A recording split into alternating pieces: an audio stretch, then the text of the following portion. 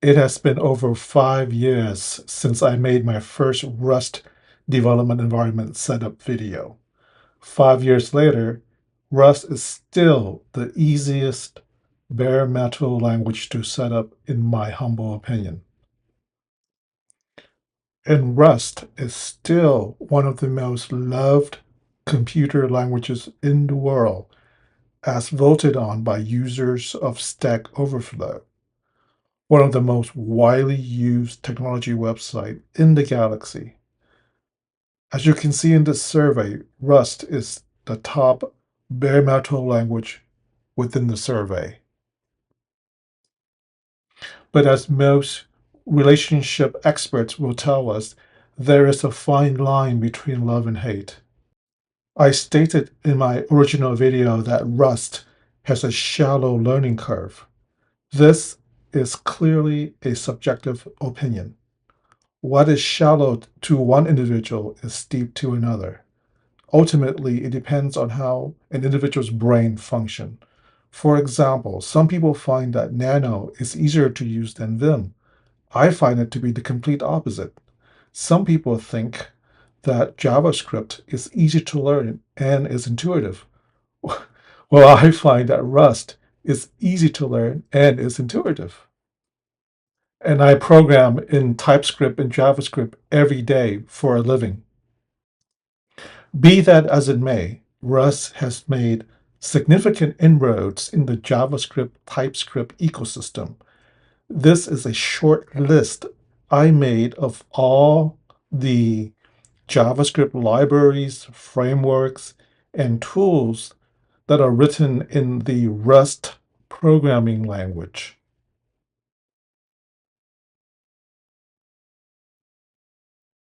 There are more that I did not include in this list. Now, if you're not aware, the creator of Node.js, Brian Dahl, has essentially rewritten Node.js in Rust. It's called Dino. Currently, Dino is on its second iteration. It's called Dino 2. Additionally, Rust has made inroads into UNIX and Linux kernel development. Again, here is but a short list that I made.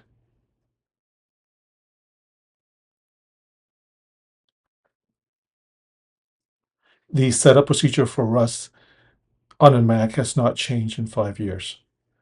I said for the Mac, but really it is really for any Unix-like operating system or Linux, because the procedure that I use to install Rust on the Mac is the exact same procedure that I use to install Rust on the Raspberry Pi. With a Debian Linux operating system, you run one curl command and then follow the prompt, and that's it. You're ready to go. And if you want to uninstall Rust, you also get one command. If you're brand new to bare metal programming, then Rust is just another bare metal programming language. But if you have experience in assembly, C or C++, then Rust is significant progress.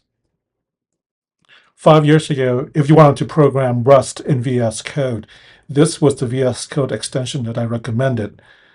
This extension, since then, has been replaced by this extension here. As you can see here, it's very popular. What the Rust Analyzer extension gives us are these additional metadata, if you will, within our code so that we can have increased situational awareness as we program in Rust in VS Code.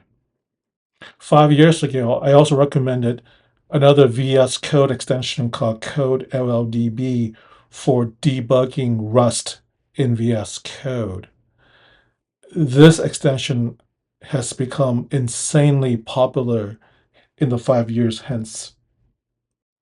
And as you can see here, this extension by Vadim Shuganov has been downloaded over 8 million times since.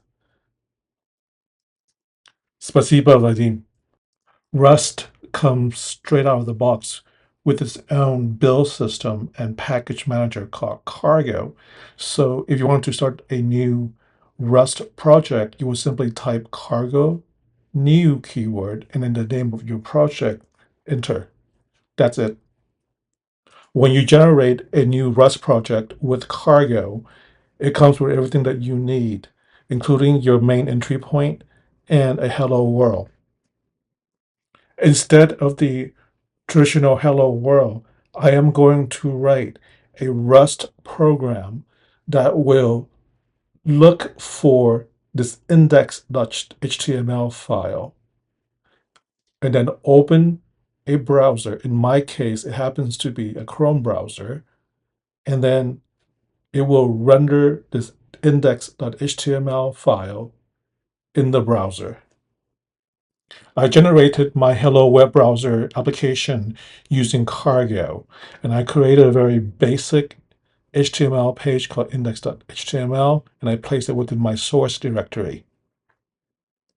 Since I will be working with a web browser, I need to bring in the web browser crate for Rust. I can do this in one of two ways.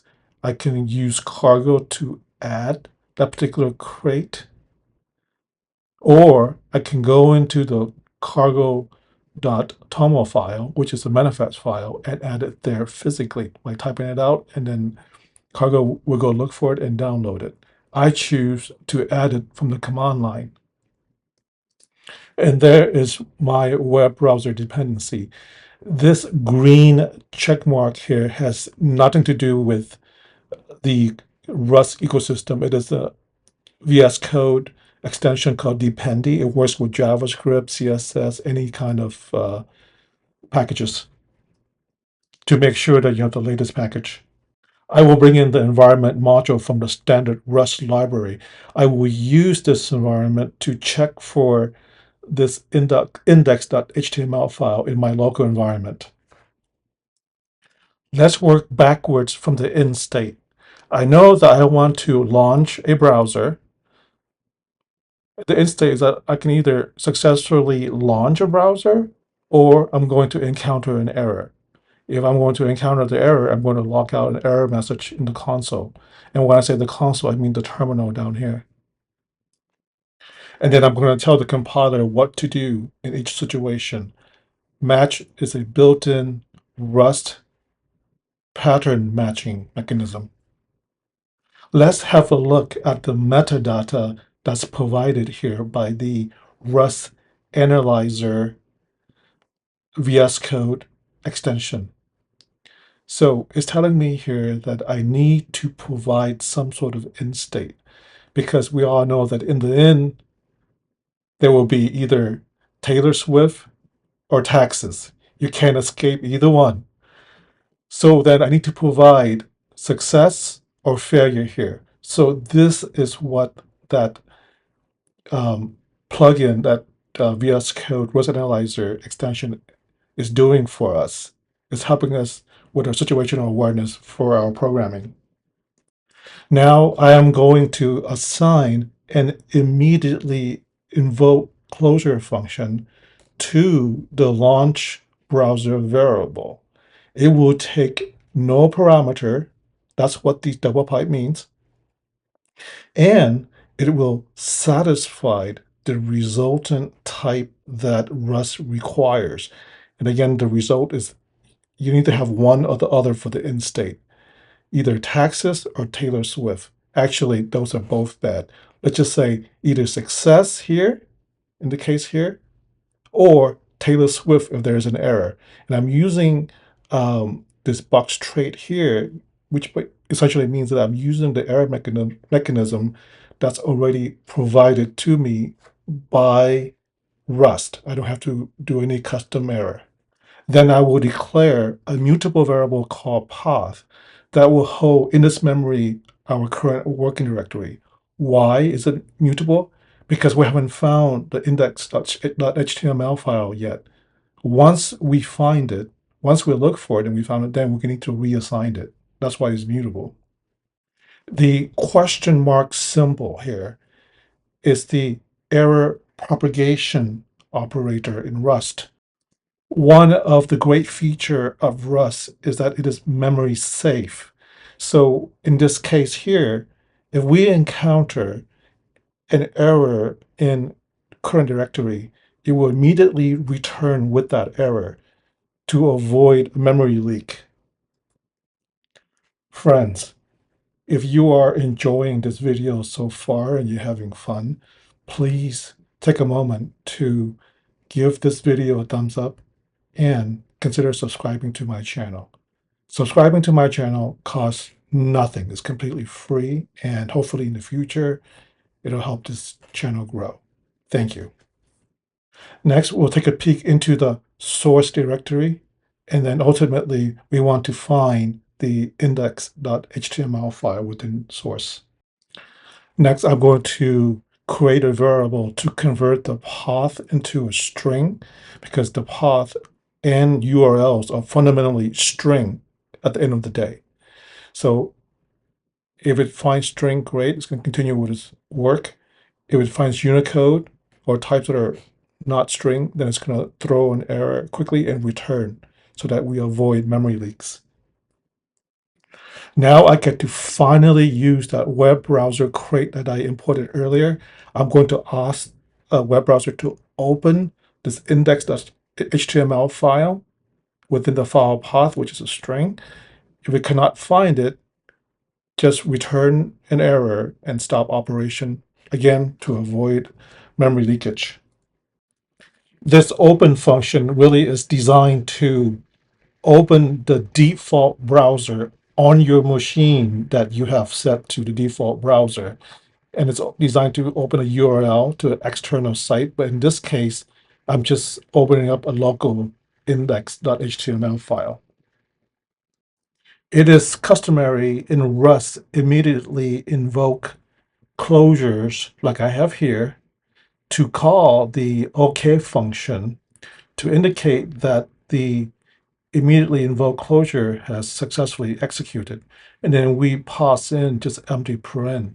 The empty paren here would be equivalent to, say, a return void, a void return in TypeScript, in Java, or in C and C++.